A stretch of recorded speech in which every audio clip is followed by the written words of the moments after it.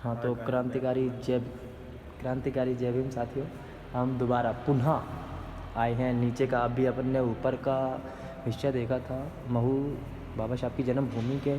अब अपन पुनः नीचे का हिस्सा देखते हैं, नीचे किस प्रकार से और क्या है आपको दिखाता हूँ मैं, आप लोग अवश्य गौर करें। ये एक प्रतिमा है, बहुत ही सुंदर छवि बनी हुई है जिस पे लिखा हुआ है माता भीमाबाई और पिता रामजी अम्बेडकर के 14वें पुत्र रत्न भीमराव रामजी सकपाल का जन्म काली पलटन महू में 14 अप्रैल 1891 को हुआ। बालक के जन्म के पश्चात माता पिता उसे पालने में झुला रहे, यानी बाबा साहब को उनके माता पिता जी झूले पे झुलाते हुए ये वो प्रतिमा यानी वो छवि बनी हुई है। इसके बाद अपन देखते हैं कि यहाँ पे एक ये बहुत ही सुंदर प्रतिमा है जिसमें हमें देखने से तो यही प्रतीत होता है कि बाबा साहब उदास खड़े हुए हैं, और इसमें लिखा भी कुछ इस प्रकार का है कि जब बाबा साहब ने हिंदू कोड बिल और पिछड़ी जातियों के आरक्षण संसद में रखने के मुद्दों पर नामंजूरी होने से आहत हो गए थे बाबा साहब, यानी 27 सितंबर 1951 को, और कानून मंत्री पद से त्यागपत्र दे दिया था। तो देखने से ही लग रहा था कि बाबा साहब इस प्रतिमा में आहत टाइप के नज़र आ रहे हैं। और ये एक है जो इसमें लिखा हुआ है कि महाराजा सजाई राव गायकवाड़ बड़ौदा द्वारा 25 रुपये प्रति माह की छात्रवृत्ति प्रदान की गई। उन्होंने एल्फिस्टन महाविद्यालय मुंबई से स्नातक परीक्षा पास की, तब की फ़ोटो है। इसके बाद अपन आगे चलते हुए तो ये तो आप सब जानते हैं कि भारत रत्न हैं, बाबा साहब को सम्मानित भी किया गया है भारत के सर्वोच्च पुरस्कार भारत रत्न से, जो 1991 में दिया गया था बाबा साहब को।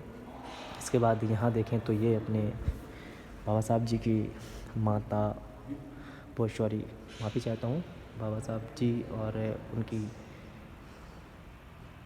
ये हमारे यूट्यूबर मुकेश भैया जी हैं। इन्हीं के इस चैनल के माध्यम से मैं आप सबको जानकारी देना चाहता हूँ। और मेरा नाम वीरू प्रभाकर है, मैं छतरपुर ज़िले का रहने वाला हूँ। इसके बाद एक और छवि है, इसमें बहुत सुंदर सा एक लिखा हुआ है जिसमें अपने बाबा साहब भारतीय कंट्रीब्यूशन से यानी भारतीय संविधान को दे रहे हैं पंडित जवाहरलाल नेहरू जी को, और उनके साथ खड़े हुए हैं सरदार वल्लभ भाई पटेल और अपने पूर्व राष्ट्रपति अब्दुल कलाम साहब जी और राम गोपालचारी जी के साथ 25 नवंबर 1949। इसके बाद एक और ये बहुत सुंदर छवि है, ये 5 दिसंबर की रात यानी जीवन के अंतिम समय में भी अपनी वसीयत के रूप में दी बुद्धा एंड हिज धम्मा की अंतिम पंक्तियाँ लिखते हुए बाबा साहब हमारे नानक चंद रत्तू और डॉक्टर सविता आजू बाजू खड़े हुए। ये बाबा साहब की अंतिम मतलब जिस दिन बाबा साहब का मतलब वही समझ सकते हैं दुखों वाली रात थी, उसके एक रात पहले की बात है। हमारे समाज के लिए तो यही था। ये एक बहुत ही सुंदर सा प्रतिमा है, यहाँ पे बहुत से लोग आते हैं देखने के लिए। ये बाबा साहब के सामने जो देख सकते हैं अपन लोग, तो बाबा साहब की अस्थियाँ इसमें रखी हुई हैं और बहुत ही सुंदर बनाव किया हुआ है, बहुत ही सुंदर कला है। इसके बाद अपन यहाँ देखते हैं तो ये कोलंबिया यूनिवर्सिटी में है बाबा साहब जी। इसके बाद आगे देखें तो ये भी एक बाबा साहब चाय पी रहे हैं और ब्रेड के साथ गुजारते हुए, जब अब बाबा साहब सिर्फ चाय और ब्रेड खाकर ही पेट गुजारते थे। इसके बाद ये है तो ये भी एक औरंगाबाद महाराठा महाविद्यालय विद्यापीठ अवलोकन करते हुए है। इसके बाद यहाँ देखा जाए तो ये जेल में अमृत के नीचे मरणासन गांधी जी को जीवन दान देकर डॉक्टर अंबेडकर ने कहा था, गांधी जी देश को ज़रूरत आपकी है, आमरण अनशन का हथियार हर जगह न चलाएं। यानी जब गांधी जी बैठे थे आमरण अनशन में, तब की बात है। इसके बाद मैं आपको और एक सुंदर सी प्रतिमा दिखाने की कोशिश करता हूँ।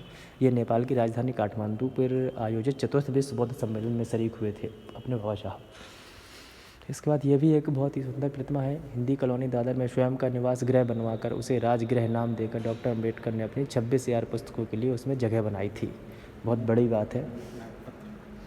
और इसके बाद एक ये भी है, इसमें बाबा साहब जी शायद 8 मई 1950 को स्वतंत्र भारत में प्रथम विधि मंत्री बनना इस शर्त पर स्वीकार किया था कि डॉक्टर राजेंद्र प्रसाद और पंडित जवाहरलाल नेहरू स्त्री पुरुष समता समर्थक हिंदू संहिता विधेयक को पारित करवाने में सहायक सिद्ध होंगे, मंत्री पद की शपथ ग्रहण करते हुए अपने बाबा साहब। इसके बाद ये एक प्रतिमा है, इसमें कुछ है ऐसा, मुंबई विधान परिषद में सदस्य बनने के बाद छोटे किसानों के हित में खेती तथा प्रतिबंधक विधेयक, बेगार प्रथा के विरुद्ध आनुवांशिक व्यवसाय प्रतिबंधक विधेयक और श्रमिकों के हितार्थ औद्योगिक विवाद न्यायिक ट्रिब्यूनल विधेयक पारित करवाए।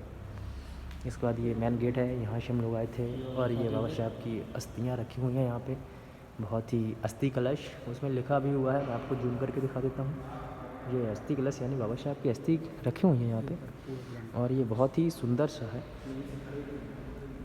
ये बहुत ही अच्छा है देखने में, यहाँ बहुत ही सुंदर नज़र आता है। ये अंकल जी हैं। तो अंकल जी कैसा लगा आपको? बहुत अच्छा है ना?